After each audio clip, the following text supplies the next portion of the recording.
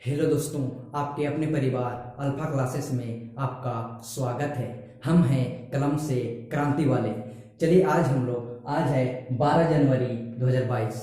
12 जनवरी 2022 आज के दिन को हम लोग स्वामी विवेकानंद के जन्म दिवस के रूप में मनाए जाते हैं, यानी राष्ट्रीय युवा दिवस के रूप में। तो स्वामी विवेकानंद के जन्मदिन के अवसर पर आज हम लोग उसके एक रोचक कहानी के बारे में जानेंगे, जिसमें आपकी यह जानने के बाद आपकी जिंदगी बदल सकती है।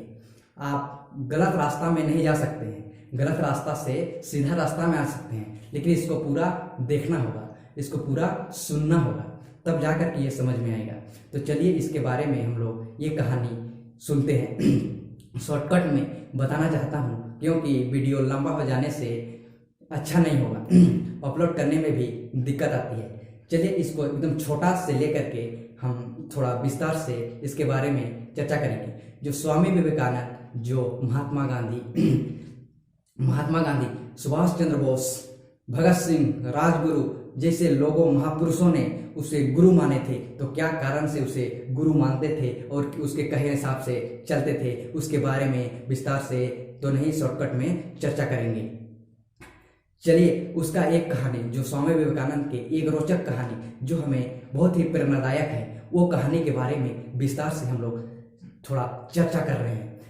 स्वामी विवेकानंद हिंदू धर्म सनातन धर्म के तौर पर अमेरिका न्यूयॉर्क शहर गए हुए थे। उस समय उसका एक घटना सामने आई जो बहुत ही रोचक तथ्य है। वो क्या हुआ कि स्वामी विवेकानंद जिस अनुयायियों के साथ रह रहे थे, वहां पर शिक्षा दे रहे थे, उस समय वो घटना घटी थी। वो घटना क्या था, चलिए हम लोग चर्चा करते हैं। वो घटना था कि जिस समय स्वामी विवेकानंद जी हम लोग के विश्व गुरु जी, जिस समय वो न्यूयॉर्क शहर में रह रहे थे अपने अनुयायियों के साथ, तो वो बहुत ही बुद्धिजीवी इंसान थे, बहुत ही दिमाग में तेज वाला इंसान, हष्ट-पुष्ट शरीर और एकदम बलिष्ठ, देखने में एकदम चमकीला। तो वहाँ की एक अंग्रेज उसे देखकर ई हो गई और वो सोचने लगी कि यदि स्वामी विवेकानंद के जैसे ही मेरा भी एक बच्चा हो जाए तो कितना अच्छा होगा। ये सोचकर महिला स्वामी विवेकानंद के साथ मिलने आई, और स्वामी विवेकानंद किसी महिला से मिलते नहीं थे, क्योंकि वो एक सन्यासी थे, और सन्यासी उतना माता मानकर भी देवी से मिलते नहीं हैं। जब उसे मिलने के लिए वो महिला आकर के स्वामी विवेकानंद से मिलने को उसके अनुयायियों को कही, तो उसने बोले कि स्वामी विवेकानंद नहीं मिलते हैं, क्योंकि वो एक सन्यासी है। तो आप क्या है, आप बता दीजिए, हम लोग आपके बात उसके पास जा करके रखेंगे। तो महिला जिद करने लगी कि नहीं, मुझे स्वामी विवेकानंद से ही मिलना है, फिर अकेले में मिलना है। जब उसके अनुयायियों ने स्वामी विवेकानंद जी को बताए कि आपसे एक महिलाएं हैं, आपसे मिलना चाहते हैं, तो उसने तो क्या कारण है और मिलना चाहते हैं, ये कारण जाने बिना स्वामी विवेकानंद जी ने उस महिला को आने के लिए आमंत्रित की। और ये तो रोचक ज्यादा थी कि वो अकेले में मिलना चाहते थे, उस समय ज्यादा दिक्कत का सामना करना पड़ता था।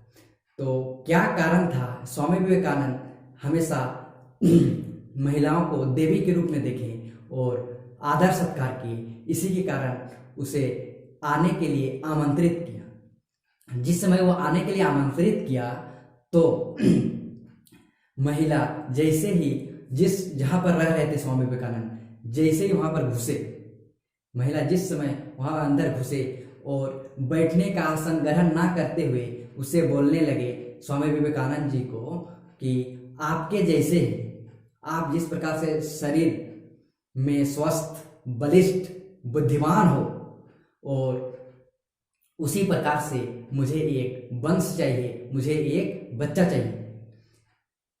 तो स्वामी विवेकानंद थोड़ी देर मंथन करने के बाद बोलते हैं कि क्योंकि मैं तो एक महिलाओं को देवी के रूप में पूजती हूँ, इसलिए मैं ये काम नहीं कर सकता, असंभव है। तो महिलाएं ने बोली कि आप ये काम क्यों नहीं कर सकते हैं, आपके जैसे ही मुझे एक बच्चा चाहिए, मुझे आपको करना ही होगा। तो स्वामी विवेकानंद ने बोला कि ठीक है, तुम हो सकता है, लेकिन एक उपाय है। तो महिला एकदम अचंभा आ गई और बोली कि ठीक है, हो सकता है, तो कैसे हो सकता है, जानने के लिए एकदम उत्सुक हो गई। तो स्वामी विवेकानंद ने धीमी आवाज से एकदम प्रेरणापूर्वक उसे बताया कि आप मेरे लिए माता बन जाइए और आपके लिए मैं एक बेटा हूँ। आप मेरे लिए माता बन जाइए, मैं आपके लिए एक बेटा हूँ। ये माता और बेटा का रिश्ता है। इस प्रकार से आप मुझे बेटा मान लीजिए, होने से ही आपके इच्छा पूरा हो जाएगा। ये बात सुनकर उस महिला ने अपनी गलती का एहसास जताई, अपनी गलती समझ में आ गया कि मैं इस स्वामी को क्या कहना चाहता है और ये क्या कहना चाहते हैं। ये सुन करके महिला ने उसके पैर में गिर गए और उसके अनुयायी बन गए। इसी प्रकार से ये घटना से हम लोग को पता चलता है कि स्वामी विवेकानंद विदेशों में रहकर भी महिलाओं को सभी भाई बहनों के रूप में देखा, सभी को एकदम भाई बहन के रूप में देखा, सभी को एकदम विस्तार पूर्वक से जो भी बात बोला है वो एकदम भाई बहन के तौर पर ही बोला है। एक बार शिकागो में भाषण दिया था, उसके बारे में वीडियो लाएंगे तो थोड़ा देर लगेगा। शिकागो में भाषण दे रहा था, उस समय भी प्रिय भाई एवं बहनों सूचित किया था और लाखों लोग वहां पर खड़े हो गए थे। इसी प्रकार से उस महिला ने नतमस्तक होके उसके अनुयायी बन गए और धर्म को बढ़ाने के क्षेत्र में आगे बढ़े। ये सबसे बड़ा कारण है, क्योंकि हम लोग भारतीय आजकल जो स्कूल कॉलेज में पढ़ रहे हैं तो सबकी सोच अलग अलग की ओर जाता है। तो ये सोच को बदलने का सबसे आसान तरीका है ये स्वामी विवेकानंद का ये उदाहरण, क्योंकि वो एक स्वामी होते हुए भी, अमेरिका में रहते हुए भी अपने धर्म को नहीं छोड़ा और ब्रह्मचर्य शक्ति का पालन करते हुए उसने हमेशा महिलाओं को देवी के रूप में माना और प्रणाम किया।